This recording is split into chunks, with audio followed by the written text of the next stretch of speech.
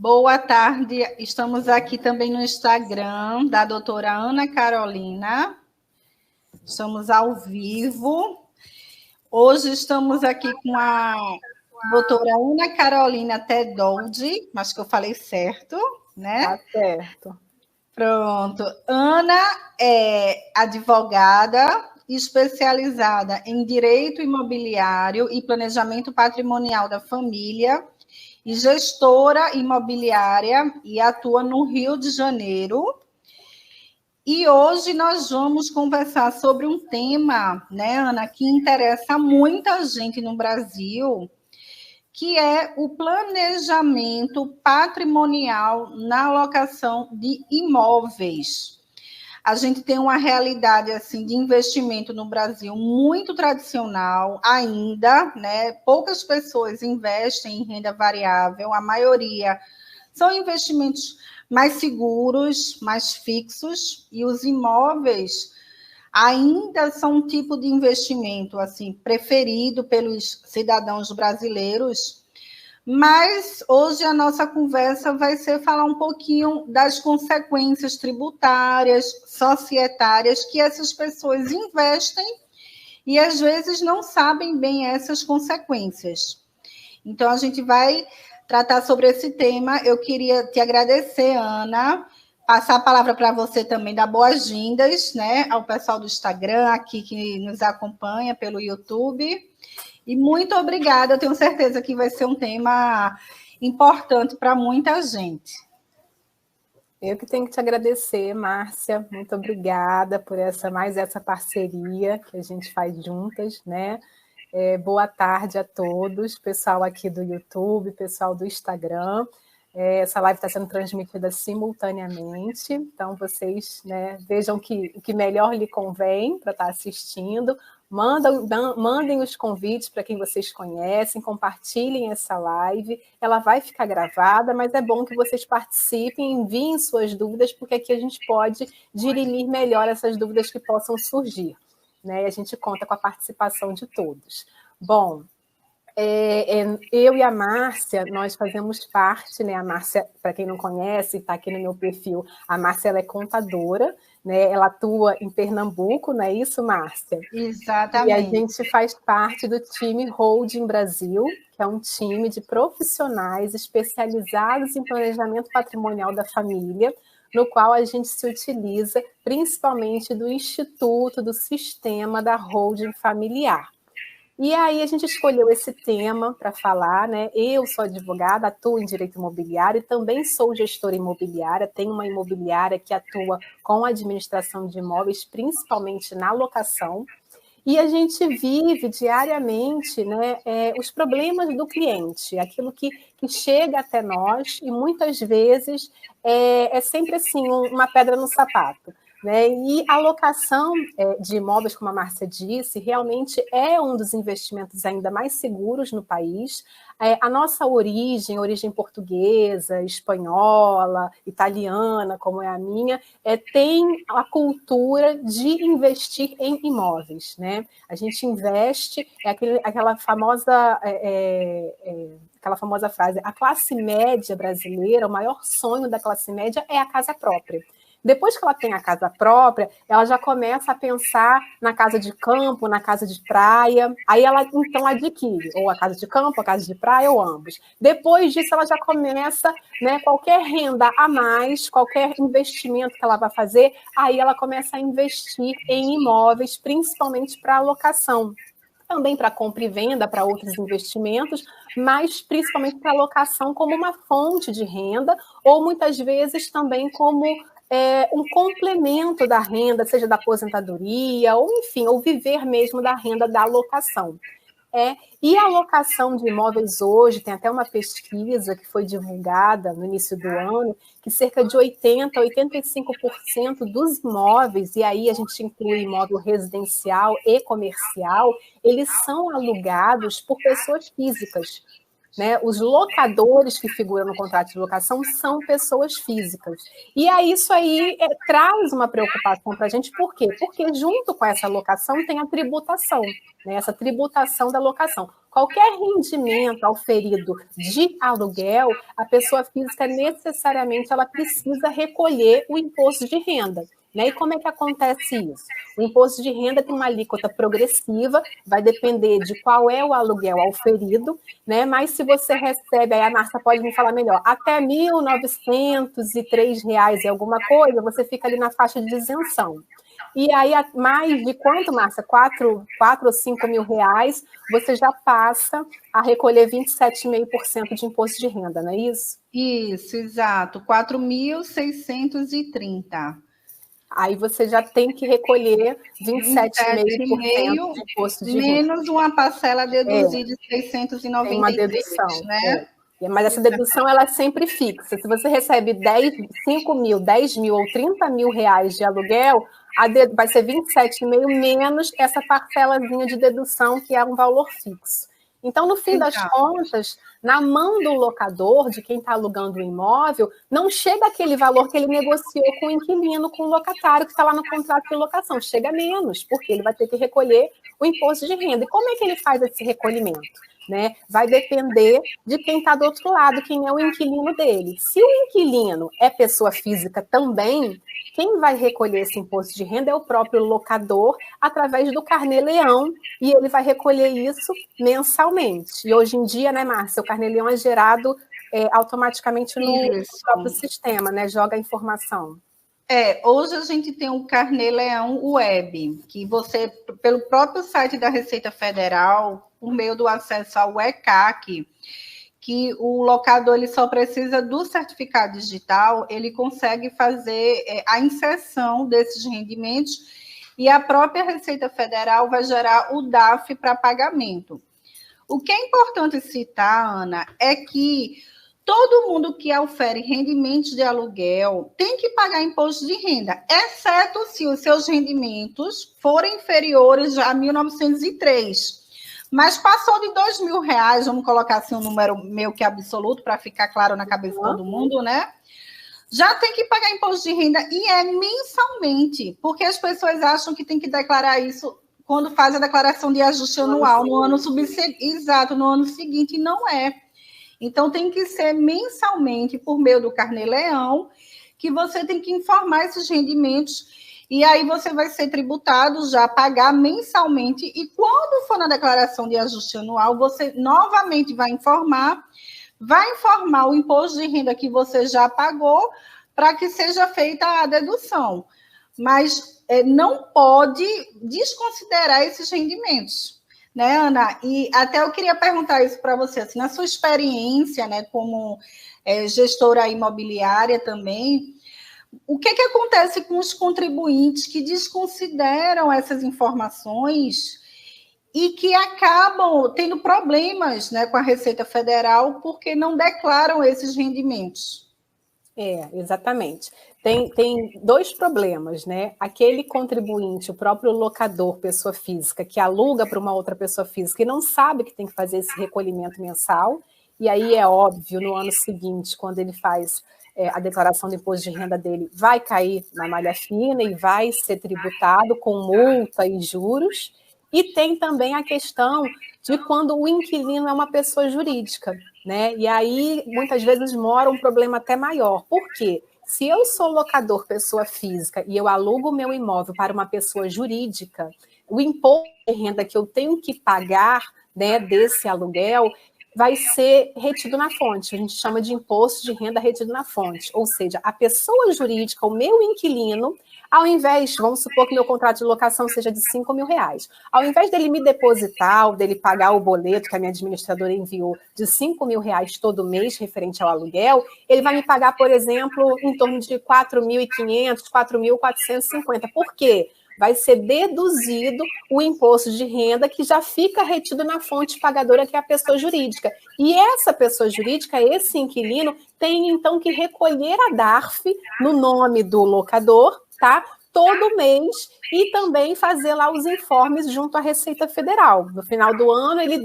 faz o informe de rendimentos, envia para o locador, na hora que ele for fazer a declaração de imposto de renda dele, as informações baterem. Então, o que acontece muito, e eu vejo assim, com muita frequência, muitas pessoas me procuram porque já deram esse problema, bom, eu declarei que eu recebi X da pessoa jurídica Y.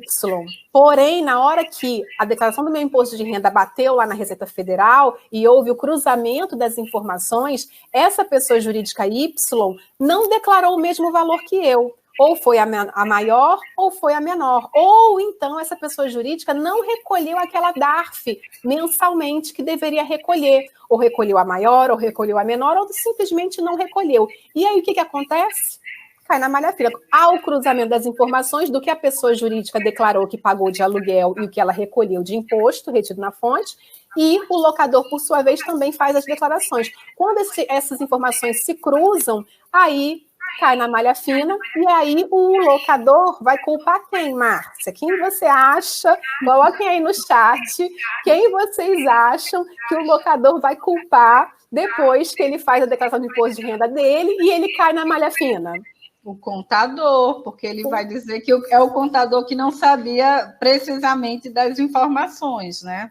Aí ele vai dizer, esse meu contador está fazendo tudo errado, todo ano eu caio na malha fina por causa desse aluguel, e eu vou trocar de contador porque não está dando certo. Quando, na realidade, a culpa não é do contador. O contador simplesmente jogou no sistema as informações que você ou a sua administradora de imóveis forneceu para ele. A administradora também, quando você tem... As pessoas que têm mais de 5, 10 imóveis, ela não quer também ficar nessa gestão e nessa administração, porque é muito inquilino para cobrar, condomínio, IPTU e tudo mais.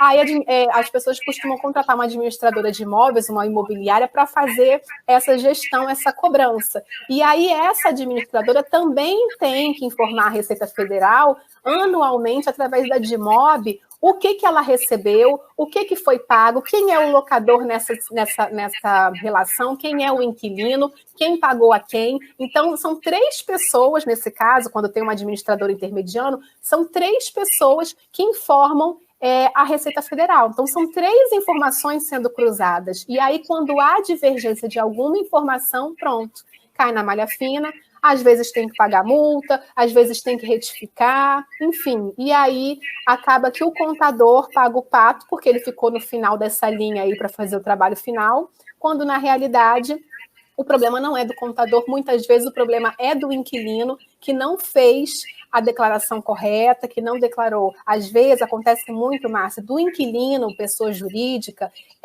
confundir o valor do aluguel em si e, às vezes, colocar junto o valor do condomínio, do IPTU, de alguma taxa extra, taxa de incêndio, enfim, coloca tudo como se fosse aluguel e recolhe o imposto de renda sobre aquilo tudo, quando na realidade não é, né? Você tem que declarar só o aluguel em si, o valor do aluguel. As despesas com condomínio, IPTU, desde que previstas no contrato de locação, vai competir ao inquilino pagar, mas ele não vai declarar para a Receita Federal que ele está te pagando isso a título de aluguel. O aluguel é só realmente o aluguel. Por isso a importância de você ter uma assessoria, alguém para te assessorar num contrato de locação, está tudo muito bem redigido, o que compete a cada pessoa, a cada uma das partes. E nesses casos do inquilino não estar declarando corretamente ou não fazer o recolhimento do imposto de renda retido na fonte, então, prevê no contrato de locação o descumprimento desse contrato, a resolução desse contrato ou a não renovação desse contrato, porque ele descumpriu uma das cláusulas ali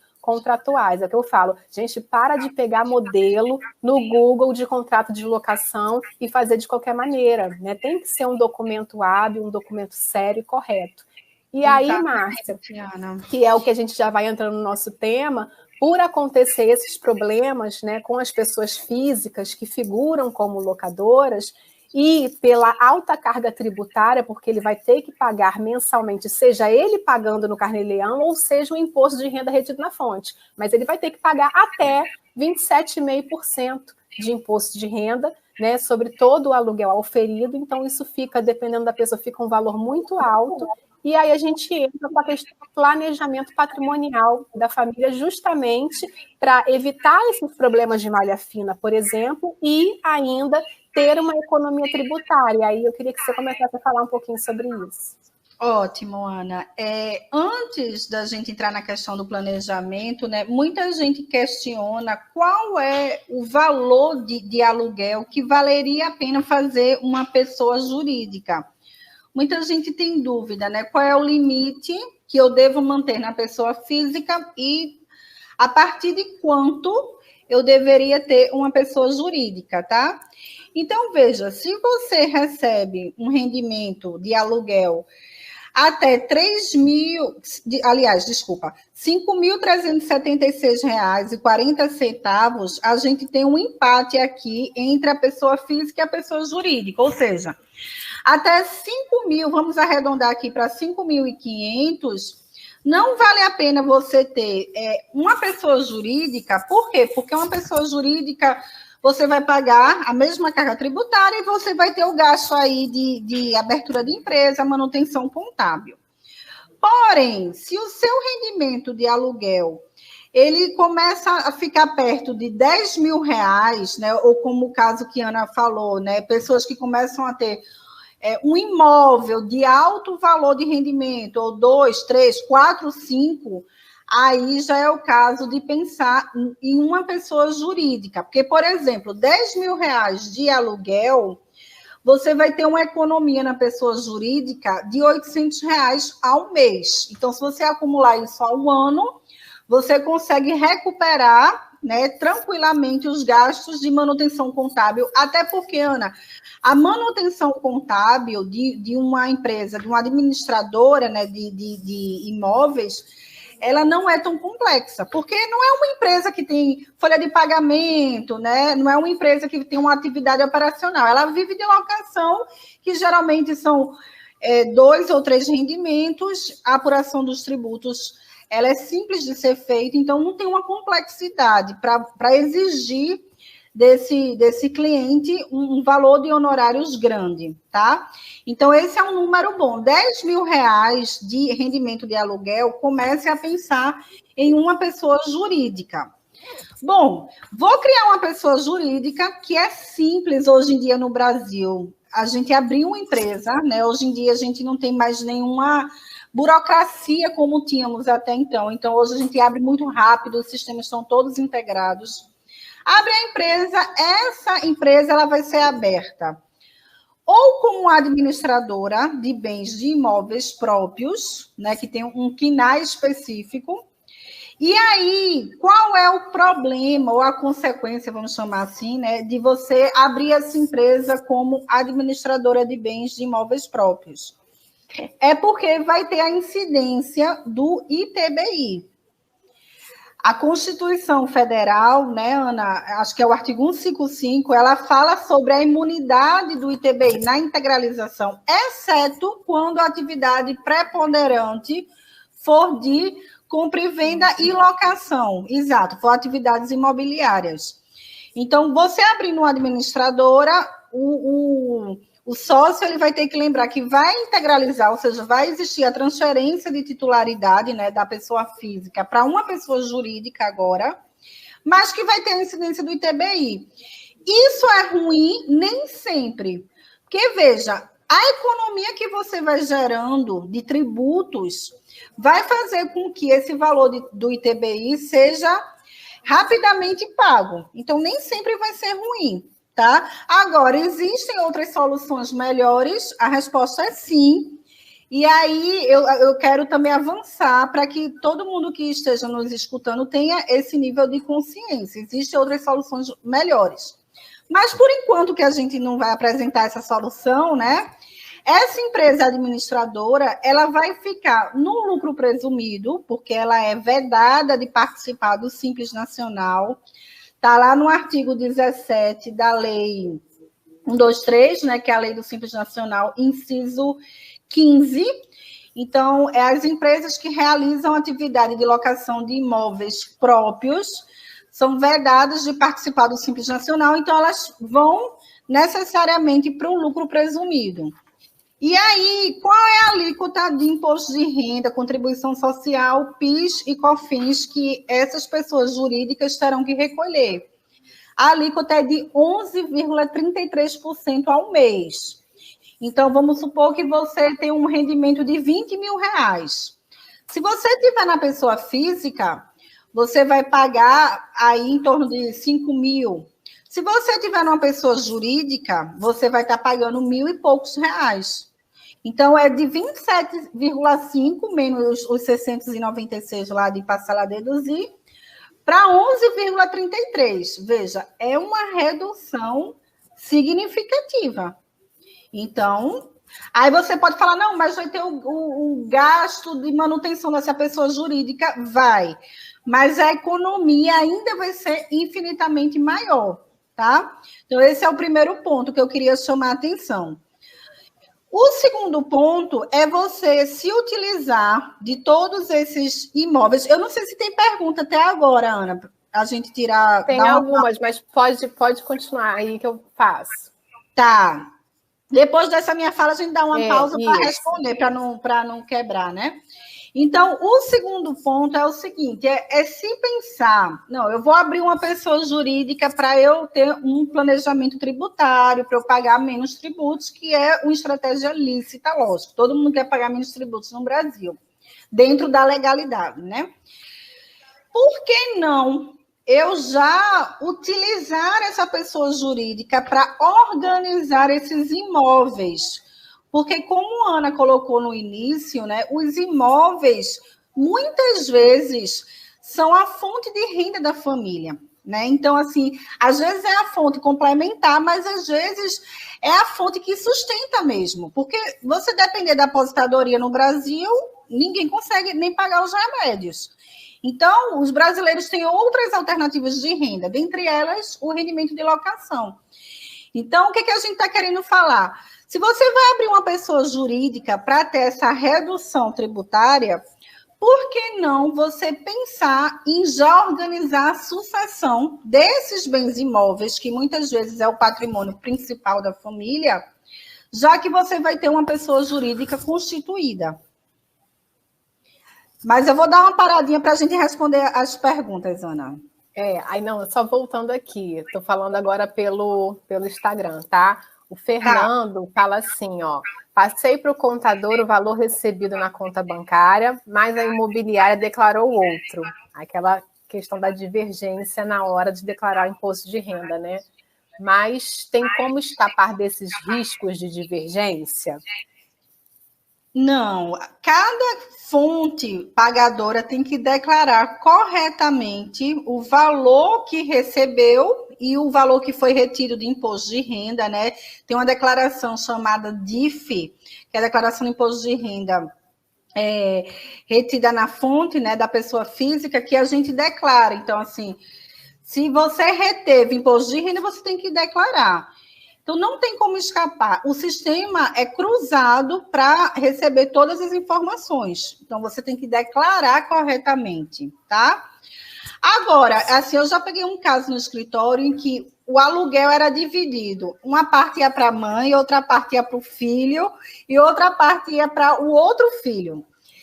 E aí, esse filho que recebia, que foi o nosso cliente, ele não declarava. Então, quando a pessoa foi declarar, né, o locatário declarou no CPF da mãe uma parte, do filho e do outro filho. Eu só sei que esse caso resultou em 80 mil reais de multa, entendeu? Então, assim, se você tem uma relação de pessoa física para pessoa física, organize esse contrato, como a Ana falou, organize a documentação. O próprio regulamento do imposto de renda exige que o locador gere um recibo no momento em que ele recebe esse rendimento. Então, você tem que ter uma organização mínima. Se você tem uma pessoa jurídica, essa organização muitas vezes acaba acontecendo de uma forma mais fácil, né? Porque você vai ter ali uma concentração dentro da pessoa jurídica, então é mais fácil. Mas não tem como escapar. A única forma de escapar é fazer planejamento tributário. Mas o resto tem que declarar as informações corretamente. É o que eu faço lá na imobiliária, Márcia, o que eu faço? Quando vira o ano, eu já começo a pedir a todos os inquilinos, independente se é pessoa física ou pessoa jurídica, eu já começo a pedir os informes de rendimento, para na hora que eu fizer a DIMOB lá da imobiliária, eu enviar as informações corretas. E aí, ali eu já consigo ver se o próprio inquilino está declarando corretamente ou não. Se eu vejo que ali tem alguma divergência, algum mês que ele esqueceu, alguma DARF que ele não recolheu de imposto de renda retido na fonte, eu já sinalizo ali para ele fazer a retificação. E aí, depois que eu já conferi o que o inquilino fez, fiz a DIMOB correta da imobiliária, aí eu encaminho essa informação para o locador, para o próprio locador, através do seu contador, ou às vezes é ele próprio que faz, ele então fazer a declaração de imposto de renda com aquelas informações que eu já, teoricamente, cruzei ali, auditei. Mas, se depois disso tudo, mesmo assim, a pessoa jurídica continuar com a informação errada, lá na DIRF, no informe de rendimentos, não vai ter muito o que fazer. O que tem que ser feito é ter uma cláusula no contrato de locação para, em caso de descumprimento como esse, uma resolução, uma ação de despejo, uma não renovação desse contrato, entendeu? E aí, quando a gente fala do planejamento patrimonial para a locação de imóveis, é o quê? É você tirar da pessoa física essa locação, a pessoa física não vai ser mais a locadora, pode ser, mas na maioria das vezes é mais interessante que ela não seja, e aí você passa essa locação para uma pessoa jurídica, na qual essa pessoa física que abriu essa empresa, ela figura como sócia, e a empresa sim é que vai figurar como locadora. E aí todos os rendimentos que vêm de aluguel, essa pessoa jurídica vai ter a contabilidade dela, vai precisar ter uma assessoria contábil, tem um gasto com um contador mensal, mas óbvio, aí a Márcia pode falar melhor. O trabalho desse contador não é como um contador de uma empresa que tem folha salarial, prolabore todo mês, enfim, aquele monte de documento, FGTS, vários impostos que têm que ser recolhidos. É uma coisa muito mais simples, então é óbvio que você não vai pagar, por exemplo, um salário, 2 salários mínimos para o contador para ele te dar essa assessoria, né? Alguns até cobram, mas o certo seria que seja um valor mais simplificado, porque o trabalho do contador vai ser simplificado, e aí essa pessoa jurídica alugando esses imóveis, ela mesma vai fazer o recolhimento dos tributos, né? O tributo que ela tem que recolher em relação a esse aluguel auferido. Aí você já diminui em muito, pelo menos, o tributo, você vai garantir que o tributo está sendo recolhido corretamente. Além do que, você vai ter uma economia tributária, ao passo de que na pessoa física você estaria recolhendo ali 27,5% de imposto de renda, na pessoa jurídica, somado todos os tributos, como a Márcia disse, você vai recolher, né, de 11,33% até 14% alguma coisa, né, Márcia? Ou seja, é menos de 15% que você recolhe na pessoa jurídica. Então, o próprio planejamento patrimonial que você vai fazer com a constituição dessa pessoa jurídica, ao longo de um período, às vezes 1 ano, 2, ele vai se pagar por essa economia tributária que você fez em relação ao imposto de renda, que você agora diminuiu de 27,5% para 11,33%. Né? Então, assim, o próprio planejamento ao longo de um período, ele se paga. Né? E aí a grande vantagem é essa economia tributária, é uma organização melhor desse patrimônio, é você ter uma gestão melhor e automaticamente, com esse patrimônio já organizado dentro de uma pessoa jurídica, você consegue fazer o planejamento sucessório ali para você então fazer a doação aos seus herdeiros, aos seus filhos, para que futuramente eles não precisem que se valer do inventário, porque o inventário ele é caro, ele é oneroso, ele leva boa parte do patrimônio das famílias, e aí então você consegue juntar, né, vários benefícios, vários privilégios dentro desse planejamento patrimonial. Exatamente, Ana. E você veja, né, para a situação em que o rendimento de locação é a fonte principal da família, como é que essa família pode pensar em se desfazer um dia desse imóvel ou desses imóveis? Porque no momento em que aconteceu um inventário, em que um filho entra em conflito ali, você tem uma possibilidade real de alienação, né? E de onde essa família vai tirar o seu sustento? Então, não é só uma questão tributária, é uma questão sucessória também, que eu diria para mim, é mais importante até do que a questão tributária, porque hoje na pessoa física, Ana, qualquer um tem acesso ao Carnê-Leão, você consegue, a Receita Federal tem vídeos que fica explicando, né? Eu sempre brinco aqui no escritório que a Receita Federal, para arrecadar, ela explica tudo. Você tem lá o vídeo, dá o passo a passo, então é tudo muito simples. Mas, deixa eu só carregar aqui, coisas que acontecem. Tranquilo, Márcia. Mas quando você tem uma pessoa jurídica, você garante também a própria continuidade daquele patrimônio, do sustento da empresa, não, da pessoa física, das pessoas físicas que estão representadas por uma pessoa jurídica, né? Então, eu queria que você falasse um pouquinho, Ana, dessa questão sucessória. Muita gente pergunta assim, e se eu não tiver a escritura desse imóvel? Porque acontece muito no Brasil, né? Você não tem a escritura, você tem a posse e você aluga, você faz todas as transações, mas não tem a escritura formalizada. Qual seria a solução para isso, para esses casos? Então, é óbvio que o melhor dos mundos é o imóvel estar regularizado, né? Se o seu ainda não está, procure se informar o que pode ser feito para que você, então, regularize a inscrição imobiliária junto ao RGI, enfim. Mas, se não está, eu posso fazer o planejamento patrimonial mesmo não estando? É possível. Você pode, sim. Óbvio que é melhor que esteja regularizado, mas existe essa possibilidade. Outra coisa, Márcia, que antes da gente adentrar, porque a gente falou aqui muito da administradora de bens próprios, eu vi que chegou algumas dúvidas ali, se poderia ser de bens próprios ou de terceiros. Então, essa administradora de bens próprios, obviamente, como a Márcia disse, ela não vai ter o benefício da imunidade tributária.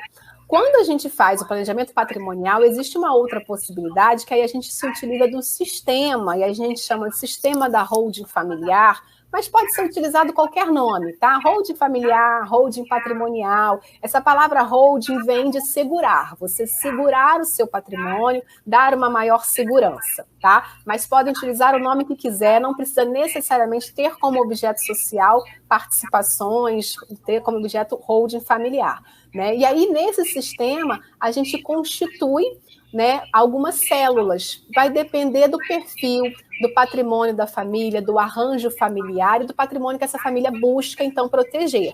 Dentro desse sistema, você pode constituir 1, 2, 3 células, enfim. E aí, quando tem locação de imóveis, o que costuma ser feito? É constituída uma célula que a gente chama de célula cofre, no qual dentro dessa célula, que ela vai funcionar como um cofre mesmo, vai ser integralizado os bens daquela família, e ela também não vai exercer uma atividade econômica para não colocar em risco aquele patrimônio, por isso ela é um cofre.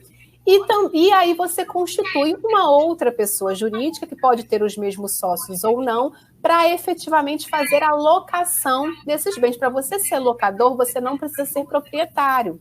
Propriedade e locação são coisas distintas. Na locação, você transfere a posse, você não transfere propriedade e você não precisa ser proprietário. Basta que você detenha a posse para que você possa alugar um imóvel. Então, essa pessoa jurídica que foi constituída, ela pode figurar nesse contrato de locação, e aí é feito todo dentro de um sistema, trazendo toda a segurança jurídica que precisa, tá? E ela vai fazer a alocação de imóveis de terceiro, não é imóveis, né, bens próprios. E aí sim, nesse sistema, a gente consegue a imunidade tributária, né, junto à prefeitura, então a família não vai ter esse gasto a mais com o ITBI, porque ela integralizou esses bens numa célula e está alugando numa outra célula. Não é isso, Márcia?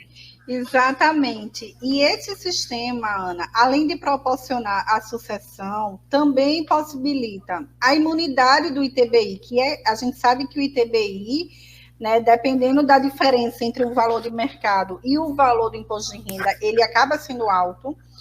E também a possibilidade de você colocar essa empresa operacional dentro do Simples Nacional.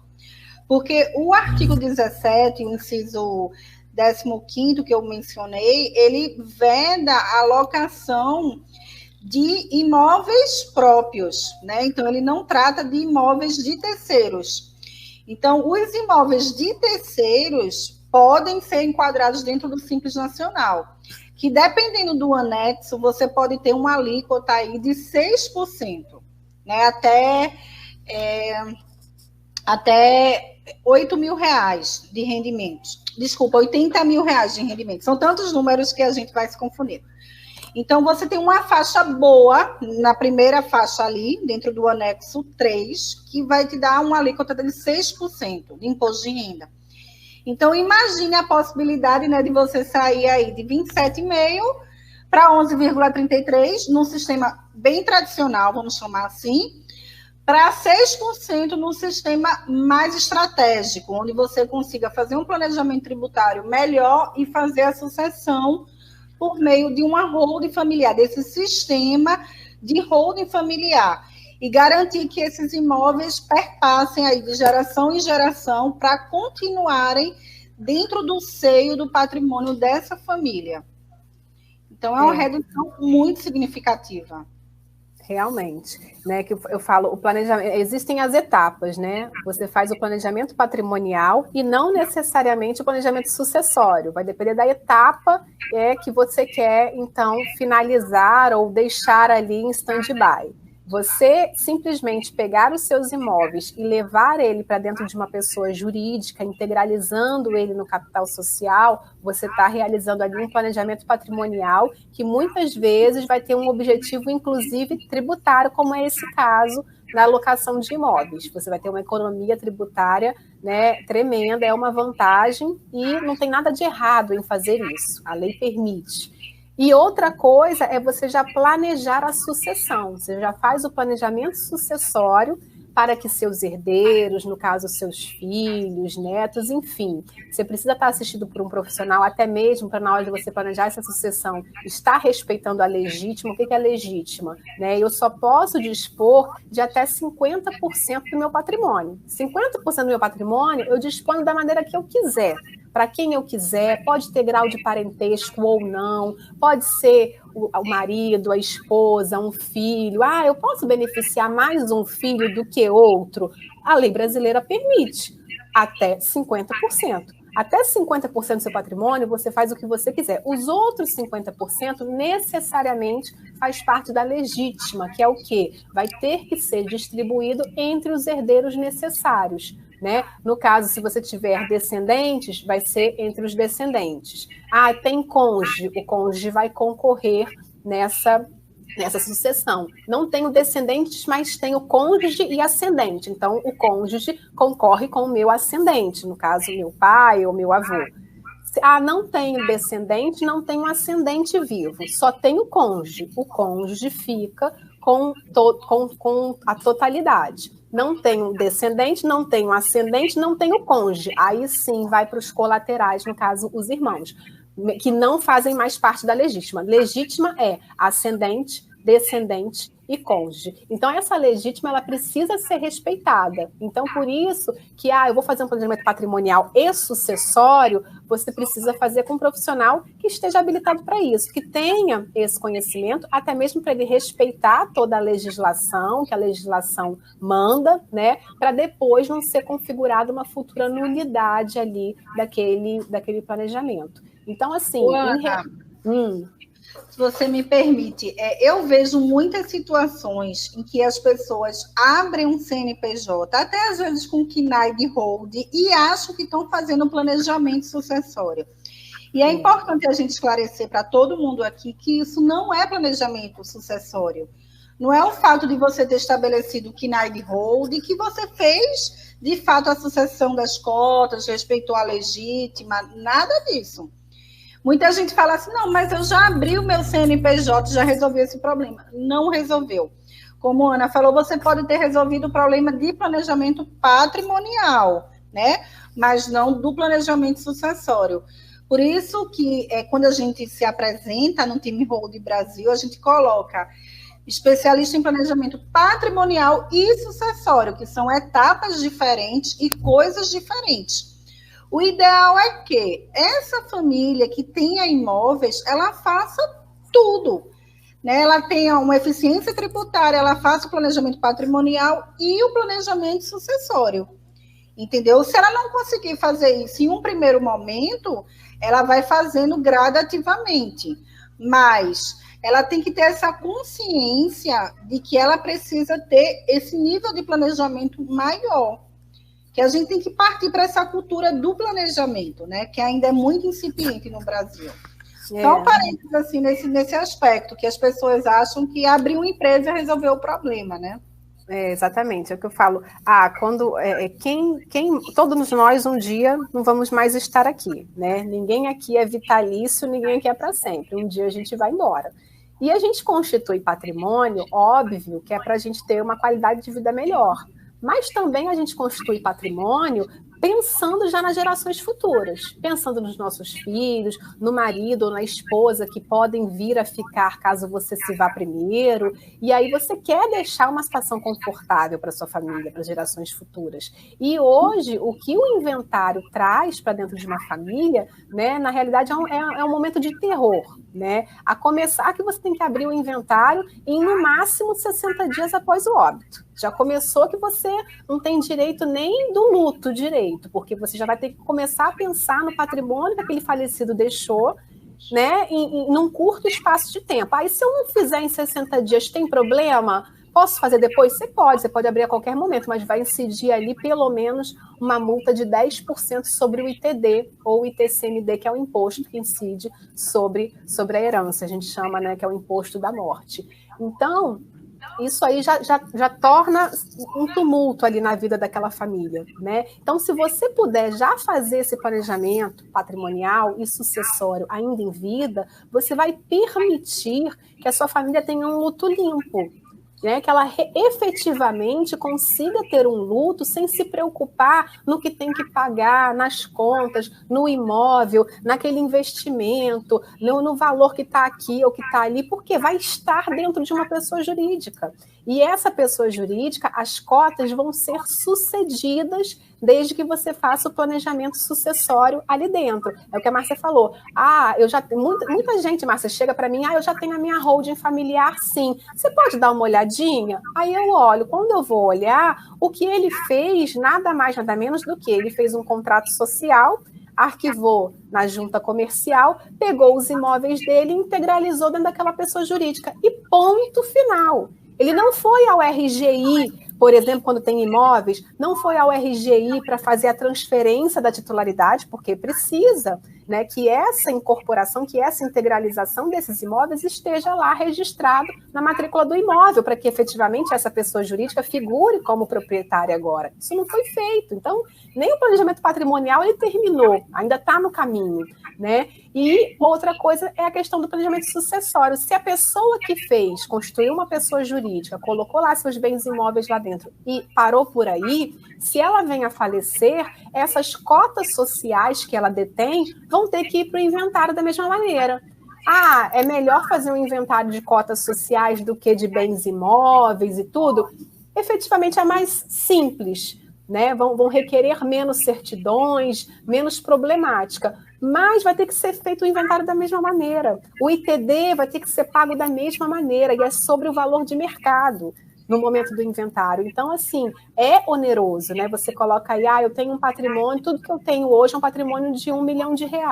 O inventário vai custar para aquela família, no mínimo, R$200 mil, porque é 20% sobre o patrimônio quando você soma todos os custos ali, né? Custas judiciais ou extrajudiciais, se for um inventário extrajudicial em cartório de notas, honorários advocatícios, o ITD, o imposto que vai incidir sobre essa herança. Então, quando você soma tudo, vai dar no mínimo 20%.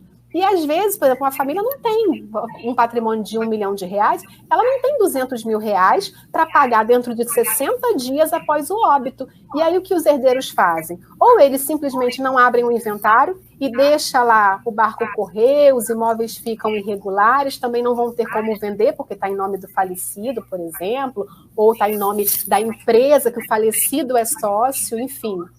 E aí simplesmente não abrem o inventário, ou eles até abrem o inventário judicialmente e pedem um alvará ao juiz para fazer a venda desses bens ou dessas cotas, enfim, fazer a venda daqueles bens que foram deixados pelo falecido. E aí é óbvio que quando você vende, por exemplo, um bem imóvel dentro de um inventário, você vai vender com deságio, você vai vender por um valor muito menor do que o que ele vale, e aí vai ter uma perda patrimonial enorme. Tem ainda o imposto de renda sobre o ganho de capital, porque você vai vender provavelmente por um valor superior ao que o falecido adquiriu há 10, 20 anos atrás. Então vai ter o imposto de renda sobre o ganho de capital de no mínimo aí 15%. 15%.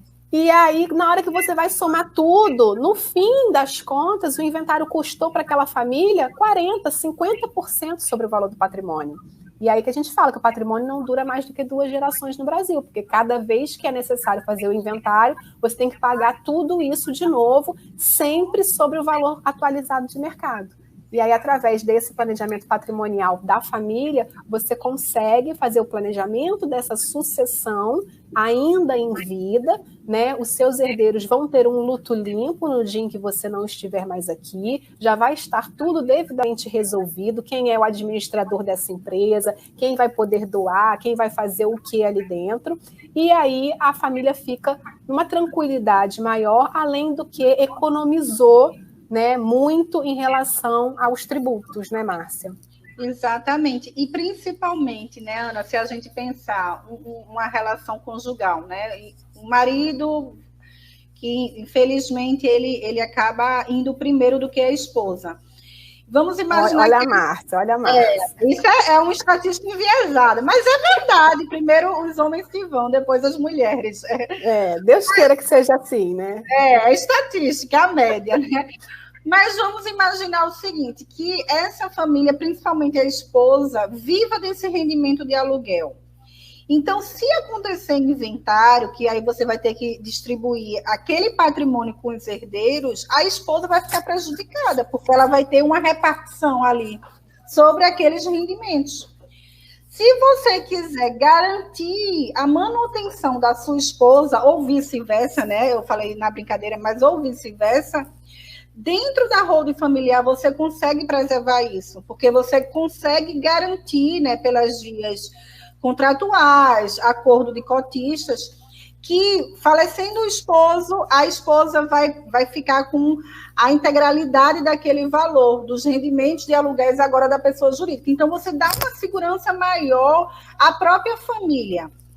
Porque, às vezes, tem filho que não tem condições de estar recebendo valores, nem imóveis, né, que ele vai se desfazer. Então, na holding familiar, você consegue deixar essa garantia muito mais forte do que você passar por um inventário. Além do que o inventário é ruim, né? Caro, demorado e acirra os conflitos, né? Então, é o pior caminho que o Brasil tem hoje em termos de planejamento sucessório. Tem gente que se utiliza muito do testamento. Fala assim, não, eu já planejei minha sucessão, sim, já está tudo planejado, eu fiz o testamento público no cartório, está lá, registrado, está tudo certo. Mas, gente, o testamento, o trabalho que o seu herdeiro vai ter para fazer valer aquela vontade que está lá no testamento vai ser muito maior do que se você não tivesse deixado nada, nenhum testamento, nem nada. Por quê? Primeiro que ele vai ter que ir em juízo para dar validade a esse testamento. Testamento não é simplesmente pegar lá o papel, levar no cartório, levar no registro de imóveis e falar assim, olha, no testamento está escrito aqui que esse imóvel aqui é para o meu filho A, esse aqui é para o meu filho B, esse daqui é para o meu filho C, e aquele lá é para minha esposa.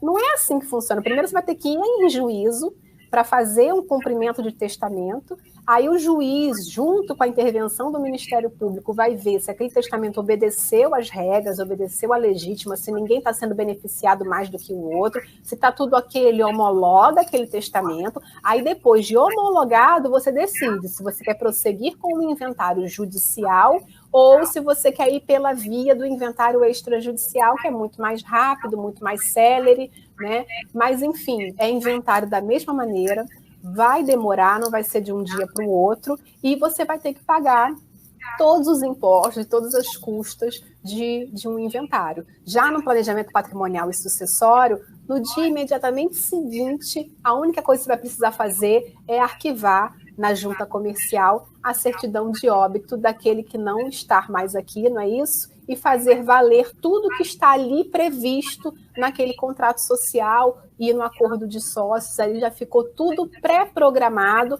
e previsto por aquele patriarca ou aquela matriarca, ou ambos, o casal, para no dia em que não estiverem mais aqui, os gatilhos são disparados e aí, efetivamente, os herdeiros, né, esses sucessores, passam, então, a ter gestão, administração dessa pessoa jurídica. Exatamente, Ana.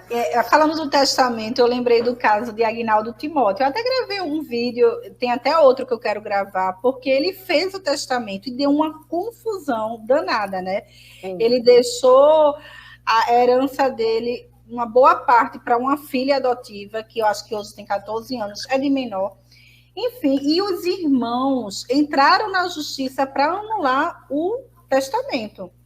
E aí foi uma confusão. Recentemente, a justiça deu direito para a filha menor. Reconheceu a paternidade socioafetiva dela. Isso. Pois é, mas veja que não reduziu os conflitos. Vai para o inventário agora. Quanto tempo isso vai durar? Então, não é o caminho mais efetivo. A gente que, quando tem assim uma sociedade, né, uma pessoa jurídica, você vê que as coisas na empresa são diferentes dos sócios. Tem que acontecer independente dos sócios estarem ali ou não. A pessoa jurídica, ela tem uma personalidade diferente das pessoas físicas, né? Então, você deixa organizado quem é o filho que é capaz de gerenciar, de ser um administrador desses imóveis. Nem sempre todos os filhos vão ter essa mesma capacidade, competência mesmo, entendeu? Então, você já deixa isso pré-definido. E aí, o meu filho, ele precisa ser sócio, ele vai ser sócio, mas você pode ter administradores não sócios também. Então, são estratégias que você vai se utilizando para deixar o patrimônio preservado e os filhos, né, em harmonia. Porque veja que situação, nesse caso aí, em que uma menor, uma menina, um adolescente que precisa de renda, que não tem outra fonte de sustento, qual é a imagem que ela vai ter do restante da família? Que tipo de convivência vai ser essa? A pior possível, infelizmente, nesse caso. Pois é. E aí, quando a gente fala, né, de planejamento patrimonial, às vezes as pessoas não tem muito bem isso definido na cabeça e fala assim, mas eu vou doar as minhas cotas dentro dessa pessoa jurídica para o meu filho em vida, então eu não vou ser mais dono de nada. Não é assim que acontece, né? Você faz a doação dessas cotas sociais, já fazendo um planejamento sucessório, mas você grava, né, essa doação com usufruto. Você faz uma reserva de usufruto sobre essas cotas, que inclusive você pode beneficiar com o usufruto o seu marido ou a sua esposa, não precisa ser só você o usufrutuário dessas cotas, e você se mantém como administrador dessa pessoa jurídica até o dia do seu falecimento. Você, sozinho, ou, né, com a sua esposa, com o seu marido, em conjunto ou separadamente, né? Porque quem decide dentro de uma pessoa jurídica é o administrador. Ele que tem o poder da caneta. É ele que abre a conta no banco, é ele que saca o dinheiro, é ele que vai comprar ou vender esses imóveis, é ele que vai decidir se vai alugar, por quanto que vai alugar. Então, tudo vai ter que passar pelo crivo do administrador. Não basta você ser sócio de uma empresa. Você, para ter poderes nessa empresa, você precisa ser o administrador. E nesse caso do planejamento, há a doação das cotas sociais ainda em vida, mas há ainda essa reserva de usufruto, né, que se mantém com, no caso, o patriarca, a matriarca ou ambos, e ainda eles se mantêm como administradores até o último dia, né, de suas vidas. Inclusive, pode deixar previsto também nesse contrato social ou no acordo de sócios quem será o administrador na falta deles ou de um deles, inclusive nomeando pessoas terceiras que não façam parte daquela relação ali, ou determinar, às vezes, tem casais, Márcia, que eles têm 2, 3 filhos, só que entender de administração, de empresa, de negócio, só tem um. O outro é médico, o outro é músico, por exemplo. Eu vou deixar na mão do músico para ele administrar essa sociedade empresária? Não tem como, não é o perfil dele, nem ele, como filho, quer isso. Então, eu já deixo nomeado que, na minha falta, quem vai administrar essa sociedade vai ser aquele meu filho que é, por exemplo, administrador de empresa, o filho A, B, C, né? Em conjunto ou separadamente, ou apenas nomear um deles. Então, você já deixa tudo já esquematizado, tudo já previsto, né? Na realidade, você vai ali, dentro desse planejamento patrimonial e sucessório, fazer todas as suas declarações de vontade, como que você quer que esse patrimônio seja sucedido dentro da sua família, claro, respeitando o que a lei prevê. Então, muita gente fala assim, eu posso beneficiar mais um filho do que outro? Pode, desde que você respeite a legítima, desde que você respeite lá os 50%, não tem problema nenhum. Agora, isso vai gerar conflito entre os seus filhos, você privilegiar mais um filho do que outro? Não, eles já estão cientes, porque esse filho aqui me ajuda mais, ou esse filho aqui já trabalha dentro do meu negócio, e eu quero que ele suceda na minha empresa também. Então, assim, vai depender do caso a caso, da família, do arranjo familiar e do entendimento desses familiares dentro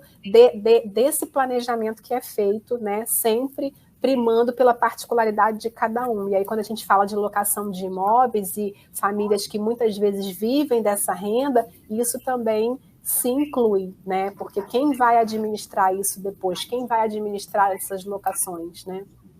Sem dúvida, Ana. Temos mais uma pergunta aqui, acho que no teu Instagram. Tem. O Nailton, o que acontece quando um dos filhos morre depois de ter recebido sua cota?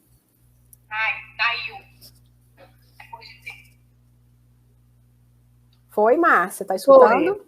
Tô sim. O que acontece quando um dos filhos morre depois de ter recebido a sua cota, né? Que a gente fala da questão, fala aí, da reversão, Tem uma cláusula no planejamento sucessório que é a reversão. Então, a tendência natural, eu sempre estou falando nas estatísticas hoje, né? É que os pais, eles acabem indo primeiro do que os filhos, mas a vida é imprevisível, né? A gente não tem controle. Pode acontecer do filho por alguma razão, realmente partir antes do pai. Mas, nesse caso, as cotas voltam para o pai, para o patriarca, né, ou a matriarca, as pessoas que fizeram ali a doação. Então, não há prejuízo nenhum. Essas cotas não vão entrar em inventário, elas vão voltar automaticamente para os patriarcas. E aí eles vão poder redimensionar, ou eles vão fazer uma alteração contratual. A alteração contratual hoje é uma coisa mais simples, Ana, porque o ato é muito rápido, né? Você faz a alteração junto à junta comercial, demonstra por que você está fazendo essa alteração contratual, a nova consolidação, e isso é muito rápido, entendeu? Então, volta para dentro da sociedade e aí vai ter um redimensionamento dessas cotas societárias. Não tem problema nenhum em relação a isso. O Fábio Fernandes, parabéns, conteúdo claro e objetivo. Obrigada, Fábio. A Kika, que a gente fique viúva. E ela está rindo aqui. Realmente, Kika, vamos torcer para isso, né? Que eles vão primeiro. E ela pergunta também, pode ser feito a qualquer tempo? Imagino que ela esteja perguntando se o planejamento patrimonial pode ser feito a qualquer tempo. Sim, pode ser feito a qualquer tempo, mas é aquela questão da alocação, né? Enquanto você não faz pelo menos o planejamento patrimonial, você acaba sendo onerado em relação aos tributos incidentes sobre esse rendimento. Então, se você tem um rendimento mais de R$10.000, já comece a pensar nessa possibilidade, porque você está pagando muito mais do que você poderia estar pagando se tivesse o planejamento patrimonial. A economia realmente é muito grande, e aí é o que eu falo, a própria economia tributária que você vai fazer com esse planejamento vai pagar o planejamento, porque tem o custo de você realizar, procurar um profissional para esse profissional fazer o planejamento patrimonial adequado para a sua família, né? Vão ter custas com junta comercial, custas com contador, vão ter alguns gastos aí, certidões que têm que ser emitidas, registros no RGI, no registro de imóveis. Então, tem um custo para você formar, para você instituir esse planejamento patrimonial, mas a economia tributária que vem, né, num determinado período, que às vezes, dependendo do valor do aluguel que você receba, em menos de um ano você consegue já praticamente pagar esse planejamento que você realizou. Aí a Ivana fala assim, um imóvel com valor de aluguel baixo não deverá ser integralizado? Ela está perguntando. Veja, se for olhar só o objetivo do planejamento patrimonial, não teria necessidade. Porque se você tem R$ 2.000 de rendimento de aluguel, então a economia, você não vai ter economia numa pessoa jurídica, né? Porque você é isento de imposto de renda. Porém, se você estiver olhando como eu e Ana estamos aqui alargando as visões de vocês na perspectiva do planejamento sucessório, sim, vale a pena integralizar, porque tudo que você deixa na sua pessoa física vai passar para o inventário, né? A ideia é que quem morre não deveria deixar bens no seu nome, na pessoa física, porque a pessoa física vai morrer um dia e aí vai tudo para inventário. Então, se você deixar um imóvel, fez todo o seu planejamento sucessório de todo o restante do seu patrimônio, mas deixou um imóvel, um valor no banco, besteirinhas assim de patrimônio, mas que conjuntamente vão trazer algum prejuízo para essa família, então é melhor integralizar tudo em uma pessoa jurídica. E não precisa ser no mesmo ato, né, Ana? Assim, não precisa ser, vou integralizar de uma vez. Não, você pode fazer uma integralização aos poucos. Inclusive, quem não tem patrimônio, eu não tenho bem nenhum, não tenho bem imóvel, não tenho bem imóvel, tenho só um valor lá em conta ou em alguns investimentos de renda variável. Eu posso fazer, o planejamento patrimonial, ele cabe para qualquer família. Quem não tem bem nenhum, é aconselhável que se faça o planejamento patrimonial para quando você for adquirir esses bens, você já adquire em nome da pessoa jurídica, ao invés de você adquirir na pessoa física para depois passar para dentro da pessoa jurídica. Então, assim, mesmo quem não tem patrimônio nenhum, ainda assim, o sistema de planejamento patrimonial, da holding familiar, ainda vai ser muito vantajoso em relação à sua família, aos seus herdeiros, aos seus sucessores, né? No dia em que você não estiver mais aqui, eles vão estar muito mais assistidos do que se você falecer com esses bens no seu nome de pessoa física, porque eles vão ter necessariamente que passar pelo inventário. Exatamente, Ana. E aí, eu acho que por aqui foi, tá? Por aqui também. Como a gente já tem já 1 hora aí, eu fico com medo da live não ficar salva no Instagram, porque quando dá 1 hora, eles às vezes não salvam. Eu queria te agradecer, Márcia, por estar aqui compartilhando com você, conversando com você, esse conhecimento, coisas que a gente discute muito lá no time Holding Brasil, e hoje a gente está aqui compartilhando com pessoas, né, muitas vezes leigas, juridicamente falando, pessoas que não tinham esse conhecimento e hoje passaram a ter, né, e passar aqui os meus canais, você também passe os seus, mas eu queria te agradecer, né? Eu vou estar fazendo uma palestra no dia 9 de setembro sobre planejamento patrimonial da família. Vai ser no meu canal do YouTube, não vai ser aqui pelo Instagram. Então, as pessoas precisam entrar lá no meu site e fazer inscrição para garantir que vão estar assistindo no dia. O meu site é palestra.anacarolinatedoldi.com.br. Faz lá a inscrição. No dia da palestra você vai estar presente, a gente vai tirar as dúvidas, né? Os meus canais, tem canal no YouTube, no Instagram e no Facebook, é só digitar o meu nome, Ana Carolina Tedoldi, que vocês me acham com facilidade. Então, eu queria aqui agradecer a presença de todos, agradecer a você, Márcia, por estar aqui nesse bate-papo hoje. Eu que agradeço, assim, para mim foi um aprendizado, né? Aprendi muito com você. Cada vez que a gente conversa, né, a gente acaba aprendendo muito mais do que com você, doa, né? Mas, assim, eu acho que essa é a nossa missão, né? De levar esse conhecimento adiante para máximo de pessoas possíveis que a gente conseguir atingir.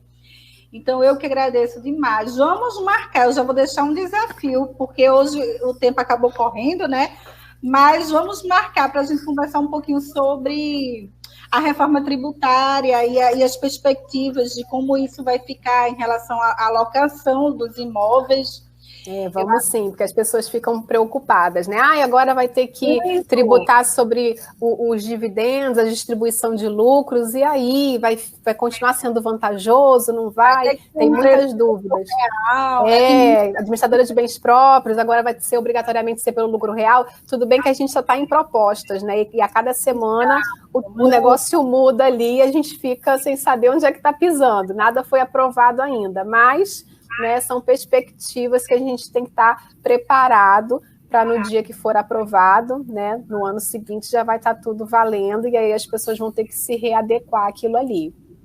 Exatamente. E agradecer muito.